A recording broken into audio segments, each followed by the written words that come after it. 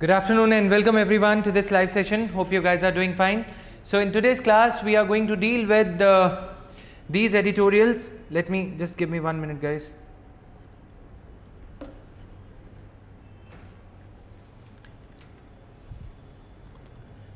So this particular editorial, can you see it on your screens? Why in news only the cyber paranoid survive could soon be this era's mantra. Cyber paranoid होता है जो हर किसी के कुछ भी काम को शक की नज़र से सोचता है, ठीक है. Paranoia is a disease. Paranoid is a person who thinks that people's motives are selfish. Bloomberg एक बहुत बड़ी कंपनी है. ब्लूमबर्ग शेयर मार्केट में रिसर्च करती है. According to Bloomberg, recent Bloomberg article talks of a company whose employees children have to sign non-disclosure agreement before attending company parties. non-disclosure agreement क्या होता है कि आप कंपनी के बिहाफ पे जिस किसी से भी डीलिंग करोगे या कुछ करोगे उससे आपको कोई भी चीज़ ऐसी जो है शेयर नहीं करनी, right.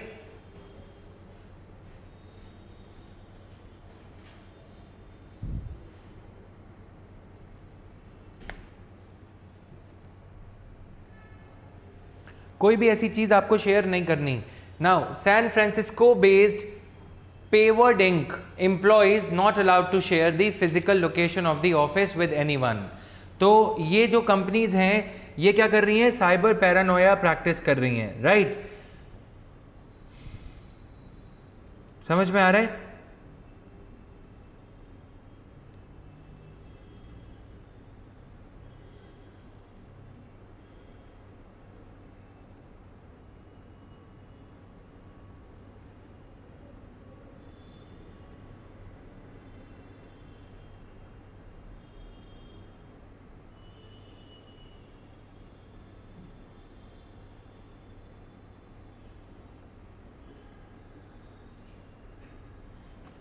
So this is there. Now change background because it is too difficult to read. It is not difficult to read. We've थोड़ी सी लाइट वाइट इधर उधर है, तुम लोग ज़्यादा वाइट करो तो दिक्कत. चुपचाप पढ़ो इसको. इफ्ती देखो, फालतू के दमाद वाले नखरे मत दिखाओ यार. पढ़ सकते हैं इस पे, इतना मैनेजेबल ऐसे मत करो. नाउ recent Bloomberg, तो San Francisco based Payward Inc. employees are not allowed to share the physical location of the office with anyone. What is cyber paranoia? By cyber paranoia we mean unrealistic fears concerning the threats via information technologies whereby individuals perceive themselves to be open, to be attacked, to be prosecuted or victimized in some way. Paranoid वो person होता है जो किसी से दोस्ती नहीं करता, right? Paranoid is a person who suspects everything. जैसे तुम किसी को कुछ, जैसे तुम्हें राह चलता कोई संतरा दे दे या बोले कि ये चॉकलेट खा लो, तुम्हें डर लगेगा कि भाई इसकी इंटेंशन क्या है. उसी तरह साइबर पैरानोया में क्या होता है कि हमें कोई फेसबुक पे रिक्वेस्ट भेजता है, हम ये सोचते हैं कि इसकी प्रोफाइल पे फोटो तो लगी नहीं हुई है ना, ये प्रोफाइल ऐसे ऐसे दिख रही है, गुप्त नाम टाइप्स, तो हम डर जाते हैं. साइबर पैरानोया ये होता है कि आजकल आप भी देखते हो आपके फ़ोन पे कोई एसएमएस आता है जो थोड़ा ऐसे ही लगता है फिशी सा, आप उसे ओपन करने से डरते हो, राइट.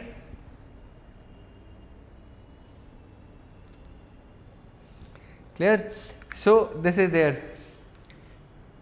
माइक्रोसॉफ्ट एक्सचेंज, बच्चे ब्लैक बैकग्राउंड, वाइट पे देखो कितना तुम्हारी आंखों पे इफेक्ट पड़ता है.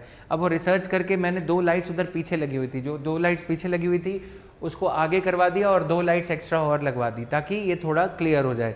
उसके बाद भी कोई उठता है बोलता है दहेज में ये नहीं मिला वो नहीं मिला, तो फिर दिक्कत करते हो ना तुम लोग. हम लोगों को खुद पता है कि ये 2 लाइट्स अभी और आगे करवा दूंगा मैं ताकि अंधेरा नहीं रहे.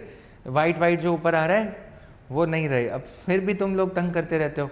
नाउ मैं पैरानॉइड हूँ, यस. तो सर जो वर्ड्स कीवर्ड्स रहते हैं एडिटोरियल जिस मेंस में उसे यूज़ करने कैसे यूज़ करना है वो बताया कीजिए. ओके उम्मीद Sadaf will do that, right. Now cyber security is a big threat. CNA financial cyber attack, Channel 9 cyber attack. These type of cyber attacks are happening.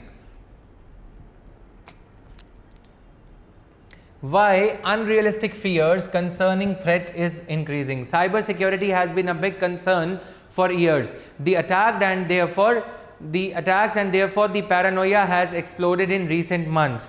Paranoia कुछ इस तरह से हो जाता है कि जैसे हमें कुछ भी काम करना होता है, बैंक के क्रेडेंशियल्स हम डालने लगते हैं तो हम सोचते हैं इनकॉग्निटो मोड ओपन कर लें. एंटीवायरस खरीदने लग गए, हम ज़्यादा पैसा एंटीवायरस में खर्च करने लग गए, right. Cyber security is a big concern. Microsoft exchange server cyber attack.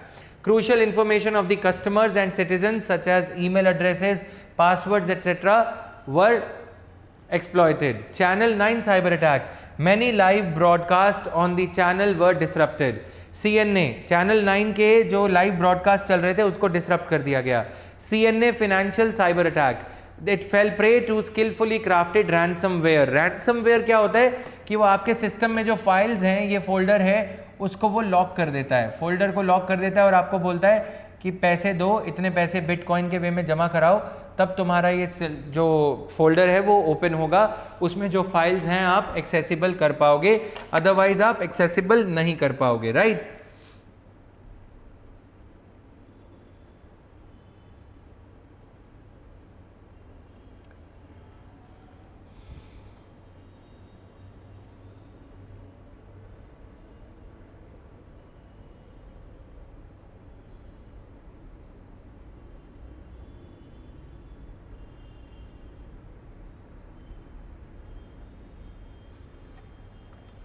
Clear. तो cyber security is also concern in India. India ranked third. India was ranked among the top 5 countries, 23rd in global cyber security index. India was ranked among the top 5 countries.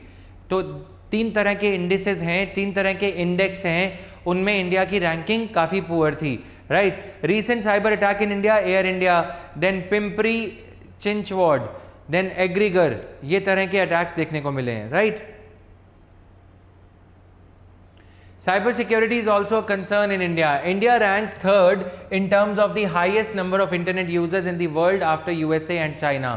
Third in terms of highest number of internet users in world after USA and China, according to a report by online security for Symantec Corporation. Symantec के antiviruses भी आते हैं. India was rank 1 among the top 5 countries to be affected by cybercrime. Rank 1.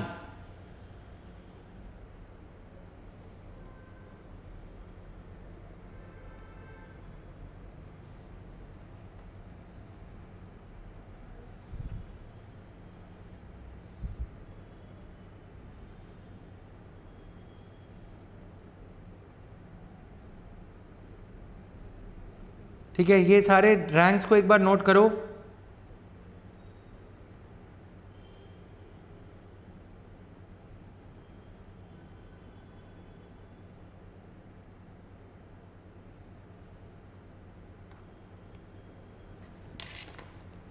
Clear? Now, recent cyber attacks in India. Air India was subjected to a cyber attack. The personal details of about 45 lakh customers around the world were compromised. Password, credit card details, etc. Ransomware attack on Pimpri Chinchwad Municipal Corporation. Smart City project in Pune managed by Tech Mahindra.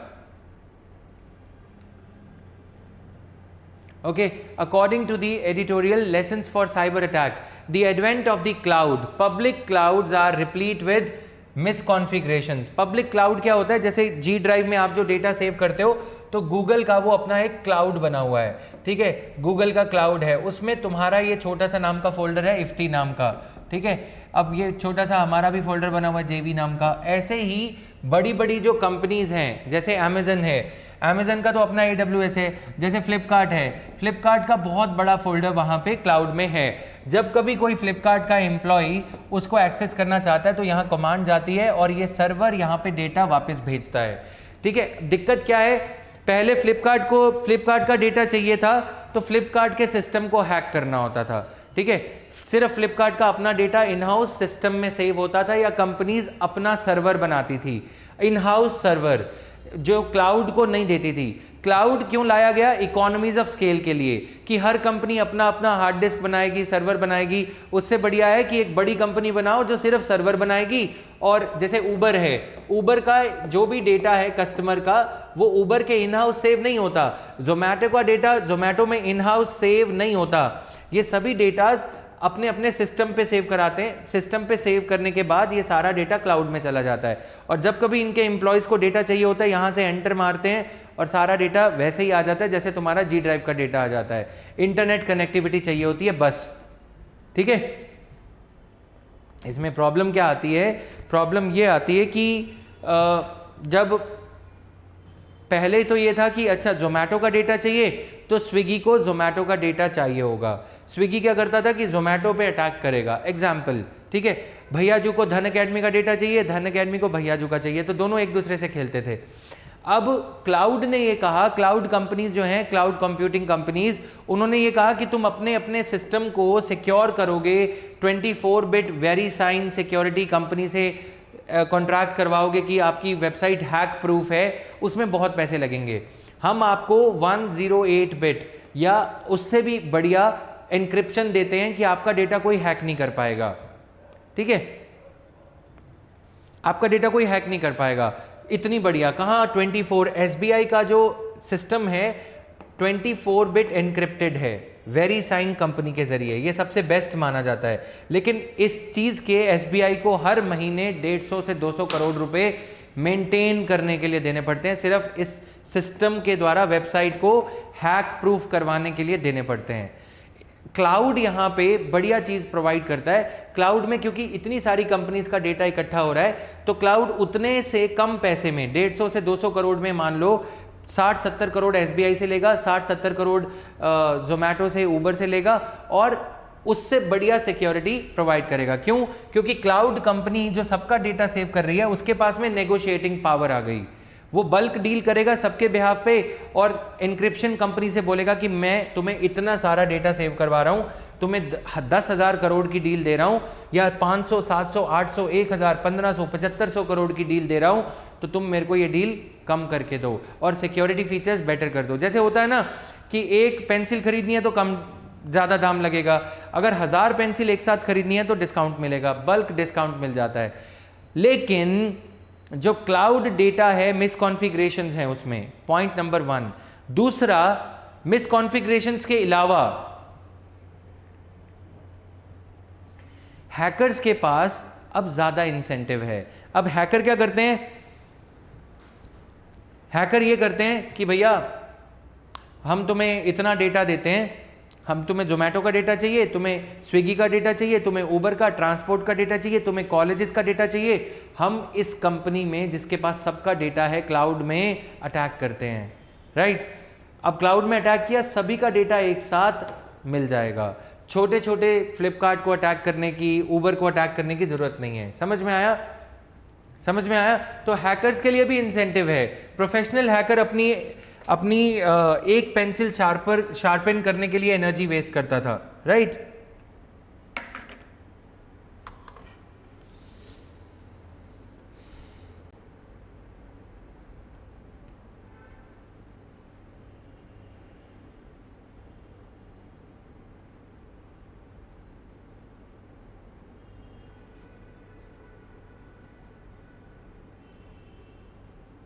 Clear है?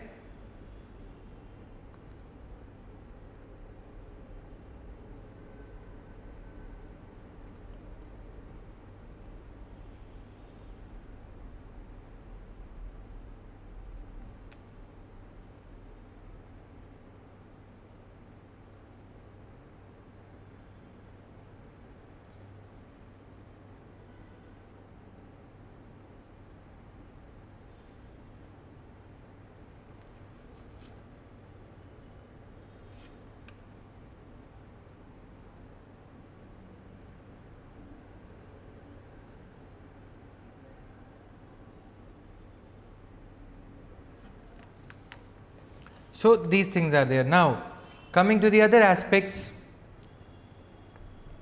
the IoTization, Internet of Things, Santosh, the Internet of Things of the world, this will suddenly, and यहाँ पे देखो, यहाँ से चलते हैं जहाँ पे हम थे, एक बार इसको इरेज करने दो।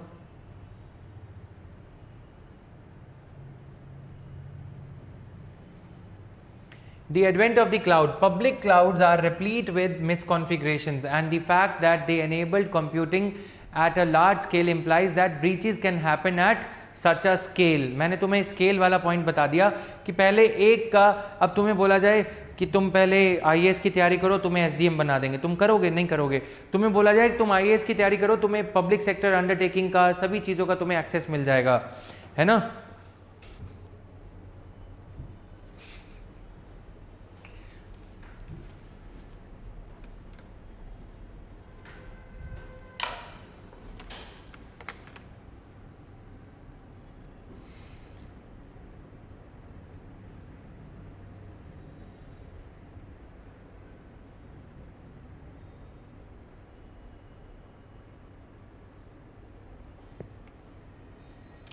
Is it working now? There was a brief glitch, guys. Thank you. Sorry for this thing and thanks for cooperating on this. एक मिनट के लिए इंटरनेट बंद हो गया. तो the march of the robos. Hackers are using artificial intelligence and machine learning. You have to write this point on cyber vulnerability. Cyber vulnerability पे new threats. Question अगर आता है, what are the new variants of threats being posed by the cyber security or cyber world?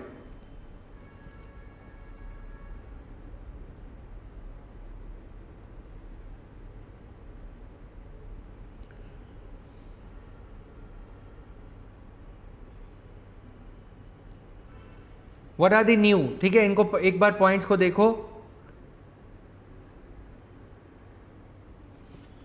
So this is there now. Hackers are using artificial intelligence and machine learning technologies to create sophisticated robots and systematically attack the security walls of the enterprise. Right?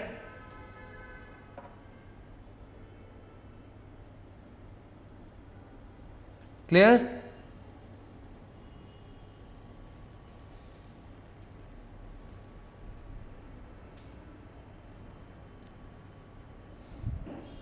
Clear hai? So this is there. Now the work from home revolution, this has been a security nightmare as they move to unsecured information technology environments beyond the protective firewalls of their office devices. Okay, so this is there. Now the IoTization of the world, IoT, Internet of Things ization, Internet of Things की वजह से जैसे Alexa है या फिर आपका system है, आपका सिस्टम नेट से कनेक्टेड है, आपको लगता है कि सिर्फ वो आपको काम दे रहा है, ठीक है, एलेक्सा है, गूगल होम है, या आपने अपने घर में अपने बेडरूम में खुद ने ही एक घुसपैठिया घुसा लिया, right? Intruder into your house, intruder into your house.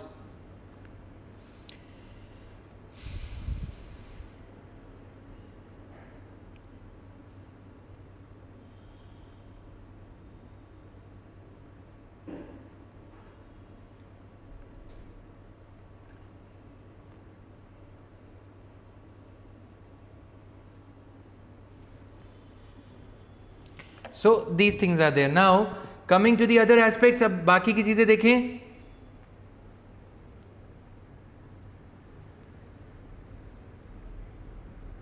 Just 1 minute.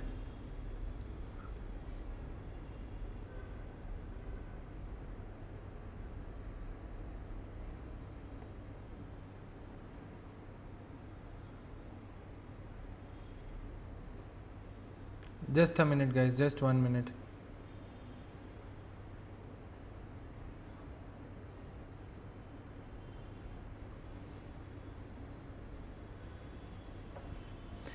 Now, so the work from home, पहले क्या होता था कि कंप्यूटर कंपनीज अपने प्रेमिसेस की जितने भी सिस्टम है अपने प्रेमिसेस में, अपनी बिल्डिंग में, उनको सिक्योर करके चलती थी. अब क्या हो गया कि वर्क फ्रॉम होम में सर मैं अपने सिस्टम से काम कर रहा हूँ, सर मैं अपने सिस्टम से काम कर रही हूँ, ठीक है.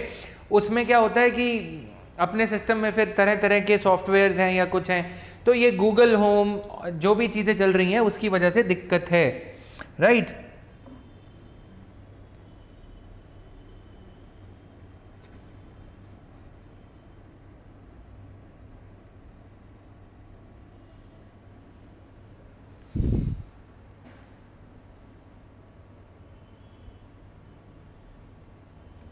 Now coming here, new ransomware players and business models. Ransomware entities have started operating as profit oriented companies. ransomware attacks की वजह से पैसे बन रहे हैं कंपनीज के.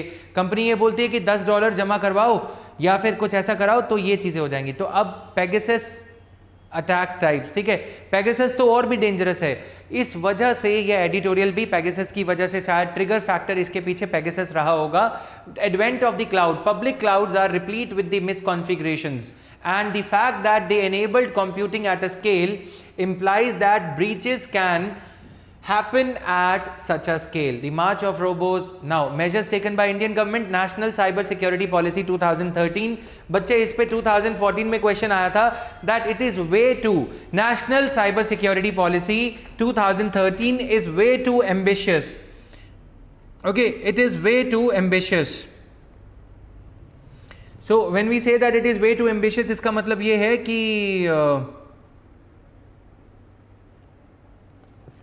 एम्बिशन से हमारा मतलब ये है कि जब इतनी ज़्यादा ये हो रहे हो, अटैक्स हो रहे हो, ये सब हो रहे हो, ये बोलती है कि 5 लाख साइबर सोल्जर्स बनाए जाएंगे. ये बात बहुत अच्छी है कि 5 लाख साइबर सोल्जर्स की ज़रूरत है. सोल्जर्स, कन्वेंशनल सोल्जर्स, AK-47 वाले आज काम नहीं देते. मतलब हम अपने जवानों की रिस्पेक्ट करते हैं, आर्मी की रिस्पेक्ट करते हैं, बट आज का जो वॉरफेयर है वो कन्वेंशनल नहीं होगा. आज का वॉरफेयर साइबर वॉरफेयर होगा. साइबर वॉरफेयर से, किसी भी वॉर से, for that matter, for any type of war, what is the objective? The objective is to make the enemy territory bleed. ठीक है, objective is to make the enemy territory bleed. अब enemy territory को bleed करवाना है, उनको रुलाना है, उनका खून बहाना है. तो economic bleeding in the era of liberalisation, privatisation and globalisation, if you can make a country bleed economically, financially, उसको पैसे के, डॉलर के टर्म्स में, रुपी के टर्म्स में कंगाल कर दो, उससे बढ़िया तो ब्लीडिंग कुछ हो नहीं सकती. कंट्री की अर्थव्यवस्था खराब हो जाएगी, economy will be thrown out of gear. इसीलिए साइबर अटैक्स और ज्यादा बढ़ेंगे. इसमें अटैकर को एक एडवांटेज है. What is the advantage to the attacker?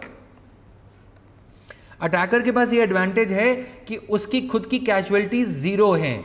Conventional warfare में अटैकर की ये जो है काफी ज्यादा होती हैं, राइट?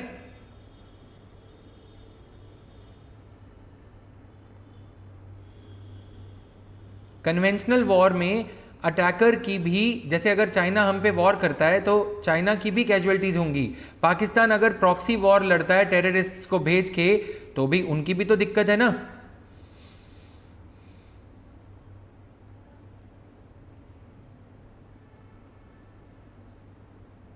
राइट?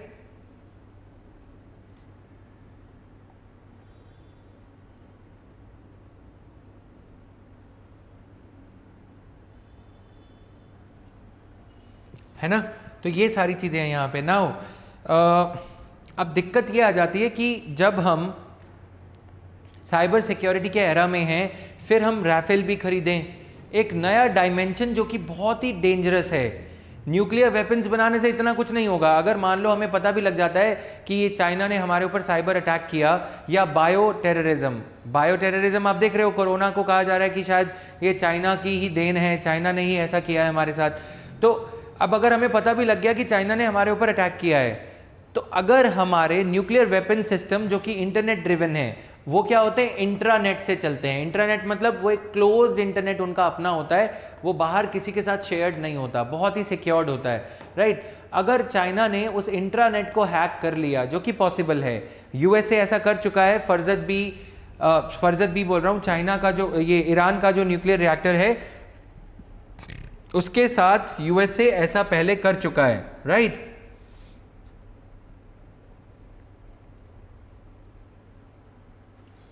है ना? तो उसके साथ ऑलरेडी ये कर चुका है. तो अब दिक्कत यहाँ पे ये आ जाती है कि जब ये ऑलरेडी हो चुका है तो फिर हमारे यहाँ भी हो सकता है. अगर हमारे न्यूक्लियर वेपन्स को डिसेबल कर दिया, और फॉर दैट मैटर आज के जो राफेल वगैरह हैं वो भी इंटरनेट कनेक्टेड होने जा रहे हैं, हो चुके हैं काफ़ी हद तक. मिसाइल सिस्टम्स हैं, आयरन डोम शील्ड है, वो सब इंट्रानेट कनेक्टेड हैं. तो ये सारे खतरे हैं जो कि आपके कन्वेंशनल वेपन्स आपके कितने ही सोफेस्टिकेटेड नहीं हो, उन सारों को वो फेल कर सकता है, राइट। तो computer emergency response team CERT In, India का security challenge, cyber security challenge काफ़ी बड़ा है। National technical research organisation, personal data protection bill, हम कोशिश तो कर रहे हैं लेकिन पैची रिस्पॉन्स है। India's response is at best patchy, right. Attacks have been getting increasingly sophisticated. Measures taken by the Indian government, cyber security policy, computer emergency response team designated as the nodal agency to work as the central coordinating agency to deal with crisis situation, right? So this is their National Technical Research Organization. It has been designed, designated as a nodal agency for taking all measures for protection of national critical infrastructure. Personal Data Protection Bill, it is one such effort to contain the threat to cyber security. Conclusion, even though the governments around the world, including India, have taken institutionalized steps and brought structural reforms, एक concerted move चाहिए। जैसे हमारा 2004 में tsunami आई थी, उसके बाद हमें याद आया अच्छा नेशनल डिजास्टर मैनेजमेंट एक्ट भी कोई चीज़ होती है, स्टेट डिजास्टर मैनेजमेंट एक्ट भी बनाना चाहिए। तब हमें याद आया, सुनामी ने जब लाखों करोड़ों की तबाही कर दी, लाइफ्स वर लॉस्ट, ठीक है, innumerable number of lives were lost, तो उसके बाद हमें याद आया, are we waiting for another grand cyber attack of the nature of 1971 war with Pakistan और of the nature of 2004 tsunami in India, जिसने आंध्र प्रदेश को काफ़ी डैमेज पहुंचाया था। इससे पहले कि देर हो जाए तो हमें साइबर सिक्योरिटी की तरफ ध्यान देने की ज़रूरत है, राइट। दो वॉर चल रहे हैं। अगर तुम मेरे से पूछ रहे हो द वेनम, बच्चे अपना नाम अच्छा रख लो, इतनी अच्छी अच्छी चीज़ें तुम लिखते हो, you written your name as the venom, अच्छा नहीं लगता ना, you should be the amrit, your name should be the amrit और समथिंग लाइक दैट, है ना। नाउ दो वॉर चल रहे हैं, एक सॉवरेन नेशन का वॉर है, अपने आप को सिक्योर करने का, सॉवरेन नेशन अपने आप को सिक्योर करना चाहता है India against the attacks from the foreign countries. दूसरा जो वॉर है सॉवरेन लड़ रहा है, सॉवरेन यानी कि you and I, you me everyone, ठीक है। सॉवरेन पर्सन जो एक इंडिविजुअल है वो अपने लेवल पे एक लड़ाई लड़ रहा है, right.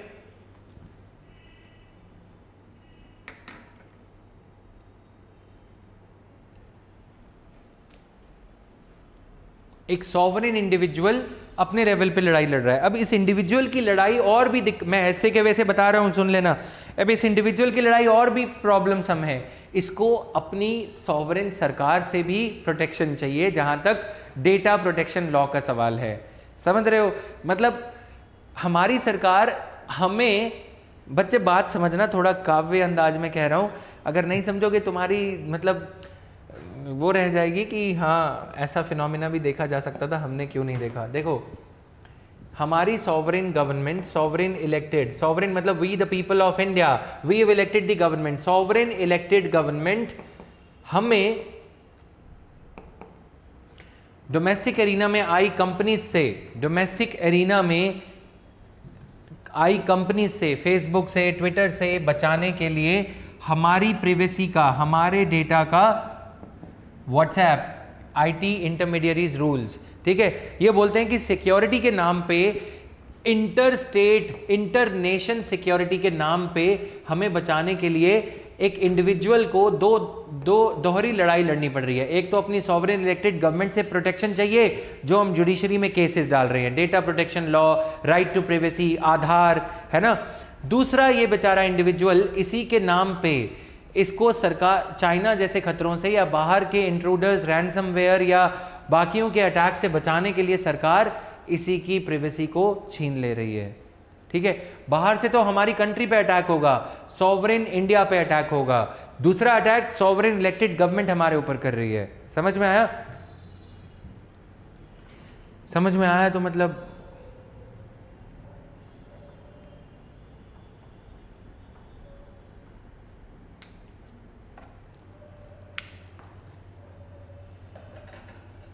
we are waging a dual war. As an individual, I am waging a dual war, one against my own government. I am not waging a war, I am doubly vulnerable. One, against my government. Second, vulnerable, I am vulnerable towards the actions of my government. My government is asking WhatsApp to share my data with the government, to share my chats with the government. Second side, I am vulnerable to an attack from outside, some ransomware attack on my computer, right?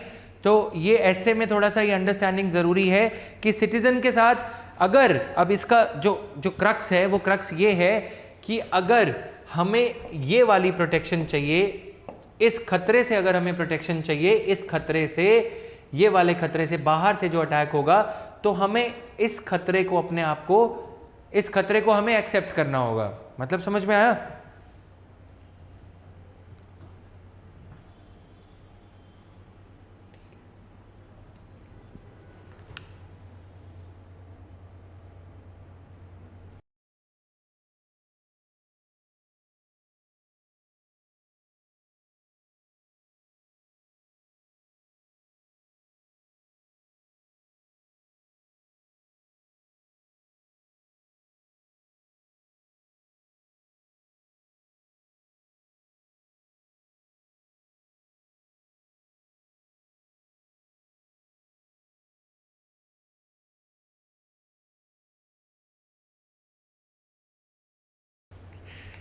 So this is there, right? तो हमें अगर उस खतरे से बचना है तो यहां पे इंटरनली हमें कॉम्प्रोमाइज करना होगा. ये वही वाला डिलेमा है आधार कार्ड वाला. अगर किसी गरीब को भुखमरी से बचना होगा तो सरकार को अपनी स्वायत्तता न्यौछावर कर देनी, सरकार के ऊपर अपनी ऑटोनॉमी, बॉडीली डिटेल सरकार को दे देनी चाहिए. गरीब को बोला तुम्हें अनाज चाहिए, आजा तुझे देते हैं अनाज. बोला कैसे मिलेगा? बोला अंगूठा लगा, आईरिस स्कैन करवा, मिलेगा अनाज. ठीक है. अनाज के साथ जो ब्याज दिया गया था, इस बार इंटरनेट सिक्योरिटी के साथ में दोबारा से ब्याज हमें देना पड़ेगा, अपनी डेटा प्राइवेसी को कॉम्प्रोमाइज करके. समझ में आया? तो सिटीजन के लिए और दिक्कत है इस कार्यकाल में. ये सिर्फ हमारी कंट्री में थोड़ा ज्यादा है, लेकिन सिर्फ हमारी कंट्री में नहीं है, बाकी कंट्रीज में भी हो रहा है, right?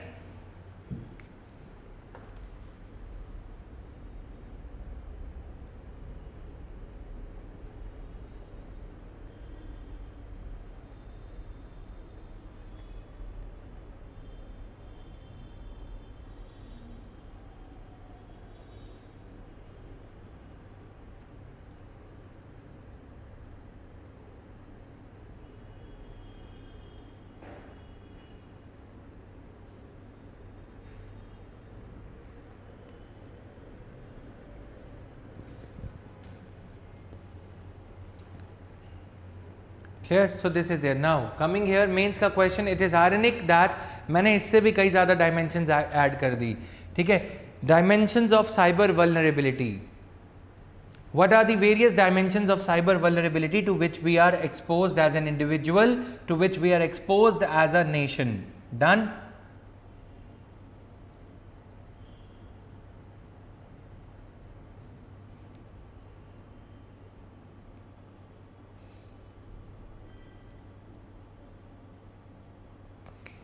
So this is there. Now, why news economic reforms? What will you learn from this topic? फटाफट से देखते हैं टॉपिक है क्या.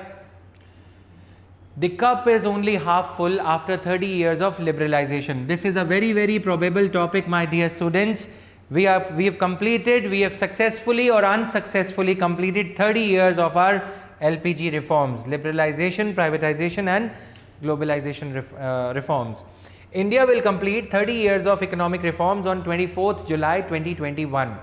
What is this economic reform? India had opened up the economy through the policy of LPG, which is popularly known as LPG reforms. तो significant parameters, जिन पहलुओं पे, जिन parameters पे, जिन डायमेंशंस पे हम अपने LPG रिफॉर्म्स को वे कर सकते हैं.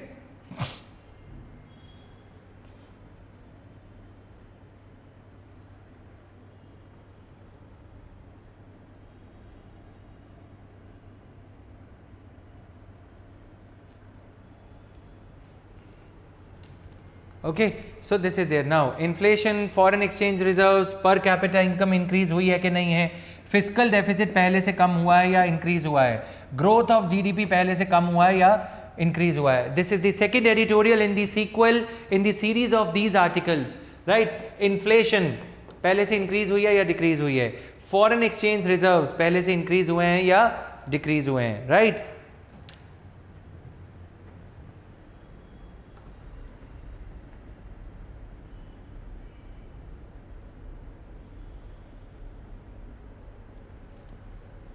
Okay, so this is there. Now coming here, what are the significant parameters? Growth of GDP, it shows the economic performance of the country. Per capita income, it gives insight on the income earned by an individual. Foreign exchange reserves, it will give us an insight on the stability of the economy against balance of payment crisis. Fiscal deficit, this will give the insight on the government revenues and capital receipts. Inflation, अब यहाँ पे तुम्हें ये समझ में अगर आ रहा है तो बहुत अच्छी बात है, लेकिन मैं बता देता हूँ. When we were not exposed to tantrums of crude oil prices, when we were not exposed to the tantrums of pulses, prices of pulses in the market, जब हम volatility international market की price volatility को इतना ज़्यादा exposed नहीं थे, तब हमारे यहाँ inflation कम होती थी या ज़्यादा होती थी. अर्थात meaning was the inflation more or was the inflation volatile during the pre-liberalization era, or is the inflation more volatile during this era, after 1992 era? Were we more vulnerable to the tantrums of inflation before 1992, or are we today more vulnerable to the volatility of the inflation after 1992? अगर inflation बढ़ी है तो गरीब आदमी की जेब पे ज़्यादा चोट लगी है ना. फिर एग्रीकल्चर एक डायमेंशन हो सकता है, लेकिन हमने यहाँ पे नहीं कवर करा. India's GDP growth rate in 1991 was nearly 1.1%, but after the reforms economic growth picked up and for a long period of time India grew above 6% annually. 1991, India's foreign reserves stood at $5.8 billion, whereas in 2021, पिछले article में हमने देखा था, लेकिन ये foreign portfolio investment है. Critical analysis alongside,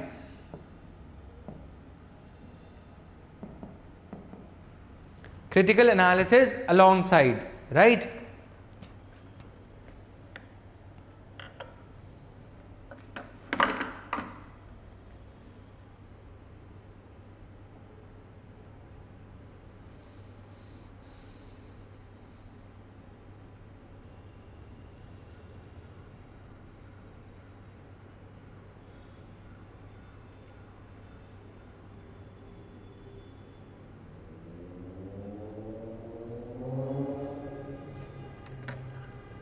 Clear? So these things are there. Now in 1991, India experienced whopping inflation of 13.66%. In 2021, inflation is around 6%. Fiscal deficit in 1991 was around 8% of GDP. The fiscal deficit for 2019-2020 was at 3.8%, right? So 1991 per capita income was rupees 6270, whereas in 2021 per capita income is rupees 94,000, right? तो ये सारा कुछ है. Then ये तुम्हारे लिए data readymade available है, but बच्चे इसका क्रिटिकल एनालिसिस करना ज़रूरी है. कि वो अलग बात है कि हमारी पेस ऑफ जीडीपी ग्रोथ बढ़ी है, इसको ना हम डाइसेक्ट कर सकते हैं. We can dissect the data कि जीएनपी कितना है, जीडीपी कितना है. ठीक है, हमारी कंट्री में ग्रोथ हुई वो अलग बात है, लेकिन उसे अमेज़न के पंछी उड़ा के ले गया. सोने की चिड़िया जो थी उसको चील कोई और उड़ा के ले गया था, ईस्ट इंडिया कंपनी का. आज भी वही तो हो रहा है कि हम एफडीआई के नाम पे ऐसे उछलने लग जाते हैं जैसे मोदी जी उछल रहे हो. समझ रहे हो ना? मतलब ये इससे बड़ी बेवकूफ़ी कोई नहीं है लॉन्ग टर्म में. हमारी ग्रोथ यहाँ इंडिया में हो रही है, बट क्या उसका बेनिफिट अल्टीमेटली यूएस से एम्पावर्ड हो रहा है. बर्गर खाया तुमने, मौज उड़ाई किसी और ने. समझ में आया? बर्गर किंग है, मैकडी है, टॉमी है, या कोई भी ऐसी बाहर की कंपनी है, मजे तो उनके हैं, राइट? तो ये चीज़ें हमें डाइसेक्ट करनी होंगी. जीडीपी ग्रोथ बढ़ी, लेकिन दिक्कत यह है कि फॉरेन डेट भी साथ साथ बढ़ गया. Dimension number 2, foreign debt. विदेश का जो कर्जा है, पहले ज़्यादा था वो अलग बात है, लेकिन अभी भी कर्जा तो है ही. अगर फॉरेन रिजर्व्स पे आए तो माना कि $600 बिलियन के फॉरेन रिजर्व्स हैं, ये फ्लाई बाय नाइट रिजर्व्स हैं. आज अगर सेंसेक्स गिरा नहीं, आज यूएसए के फेड रिजर्व ने रेट ऑफ इंटरेस्ट इंक्रीज किया नहीं और ये इंडिया का सेंसेक्स क्रैश हो गया, डॉलर उड़ गए। Dollar will fly back to USA again, ठीक है। पर कैपिटा इनकम बढ़ी है, लेकिन अंबानी अदानी की ज्यादा बढ़ी है, आम आदमी की नहीं बढ़ी है। समझ में आया? आम आदमी वही रिक्शा पे है, वो तो 2 इंच और पतला हो गया है, वो समझ रहे हो ना। तो वो चीज़ें जो हैं एफर्मेटिव एक्शन के नाम पे सरकार कर रही है कि सरकारी पब्लिक सेक्टर अंडरटेकिंग्स को बेच के मनरेगा जैसी स्कीम्स को चलाना, वो सब चीज़ें हो रही हैं, ठीक है। हाँ, ये अलग बात है कि हम एक टेम्परेरीली ही सही, वी आर लिविंग, टेम्परेरीली तो नहीं कहूँगा, हाँ we are living a good standard of life. हमारा मिडिल क्लास ब्रैकेट बढ़ा हुआ है, यानी कि गरीब लोग ज़्यादा मध्यम श्रेणी में आ गए हैं, मिडिल क्लास बन गए हैं, राइट। लेकिन जिनी कोएफिशिएंट ये कहता है कि हमारा इनइक्वालिटी हमारी बढ़ी है, इंक्रीज हुई है, राइट। करोड़पति और रोडपति दोनों ज़्यादा बढ़ गए हैं, ये दिक्कत है। क्लियर? नाउ पैरामीटर्स, ये सारे टेबल टैबुलेट कर दिए हमने, टेबल में है ताकि इसको इजीली पढ़ सको। But why the editorial says the cup is only half full? The LPG reforms had neglected agriculture, on which more than 50% of the population depends. LPG reforms have led to decrease of agriculture's share in GDP from 29% to 18%. This happened because people moved from low value agriculture sector to high value manufacturing and services sector. LPG reforms had neglected sustainable development concept. Sustainable development concept. LPG reforms encouraged establishment of MNCs, which in turn encouraged consumerism and led to rapid environmental degradation. LPG reforms had failed to give push to MSMEs and formalization of economy. ये सारे इसके लेकुने हैं, जो pitfalls रह गई हैं, जो चीज़ें बेटर हो सकती थी लेकिन नहीं हुई। क्लियर?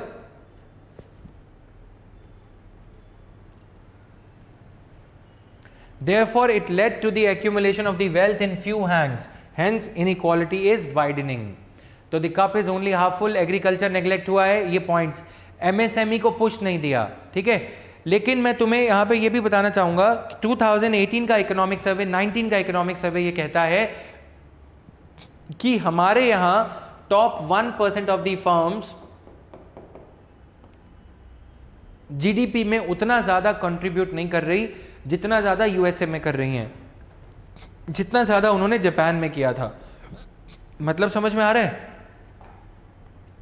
यानी कि हमारी MSMEs, micro small and medium enterprises are also contributing a large part of our GDP, which is a good thing, meaning that in further refinement, it means that our MSMEs, micro small and medium enterprises, are more integrated with the mainstream industry, है ना। ये एक अच्छी चीज है। Thanks to the priority sector lending norms, thanks to the government procurement norms, government ने procurement किया है, ठीक है। एक और डायमेंशन ले लो, अगर इतना ही अच्छा था ये 30 साल का पीरियड, फिर हमारी मैन्युफैक्चरिंग डेवलप क्यों नहीं हुई? इसका ही एडजंक्ट एक और पॉइंट है, as a corollary to this manufacturing वाला पॉइंट एक और चीज है। सोचो, अगर इतने ही अच्छे थे तो साला आरसीईपी क्यों नहीं ज्वाइन कर पाए 30 साल के बाद? The fact that India could not join regional comprehensive economic partnership says it all, that we have not done enough to enable the Indian economy to integrate itself with the bloc, with the rest of the world, right?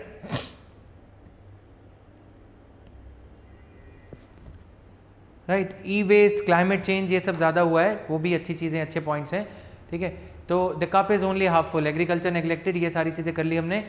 Higher growth has not been seen across all parts of the economy. Agriculture grew by 3.1% per year during the period of 3 years, even though 10th 5-year plan, 11th 5-year plan, 12th 5-year plan had their objective of having 4% agricultural growth.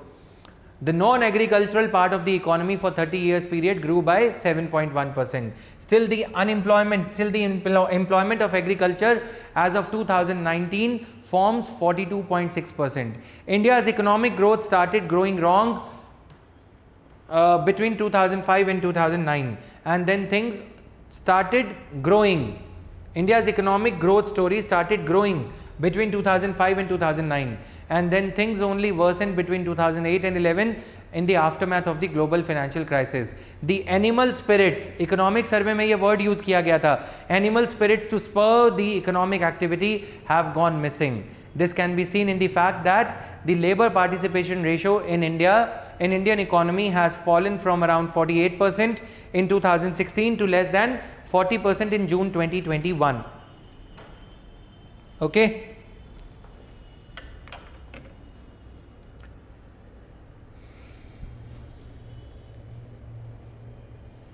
Clear? तो ये थे हमारे आज के editorials and just a small information for you guys, जो लोग ये annual subscription लेना चाहते हैं डीएनए की, for today only you can call the team on 8829322364, the same number, JV's helpline number, and you can enroll at a price of rupees 4300 for today only, right? This offer is valid till 11:59 today only. You can request on the number 8829322364. all right, many people have been demanding कि sir इसकी फ़ी थोड़ा कम करो, तो this is how we can do it. Now another thing is, tomorrow, since we are conducting the second phase of interview guidance program, there may not be the DNA tomorrow, may not happen. I may not be able to take the class tomorrow. If at all the class would happen, it would happen at around 11 PM in the evening, late in the night, right? 11 PM के around होगी, बीच में उससे पहले शायद नहीं होगी. 10 से 11 I am having a session with Ravi Kapoor sir on essay writing and answer writing. The art of essay writing and answer writing, he would be giving you his valid inputs, his whatever inputs he's got to share on answer writing. He's been guiding various students. He's an IRS officer himself since last 12 years now. So ये चीज़ें हैं जो हम cover करने जा रहे हैं, right? कल की क्लास रात को 11 बजे होगी, अगर नहीं होगी तो फिर नहीं होगी, right guys? So I don't want you to be wasting your time waiting for the notification and logging into the application or website and then checking that DNA is not scheduled. So that's why. Offer I told you, ये इसका annual जो लेना चाहते हैं उनके लिए rather than renewing it periodically इस तरह से, you can go for this offer. That's all guys. Thank you. Bye bye. आज के ये दो ही editorials थे. कल के अगर डीएनए कल नहीं होगा, सैटरडे संडे एंड मंडे, उसके लिए मैं 1.5-2 घंटे की क्लास लूँगा शायद मंडे को, जिसमें we will cover the important editorials of the 2 days, Saturday and Sunday, right? Thank you guys.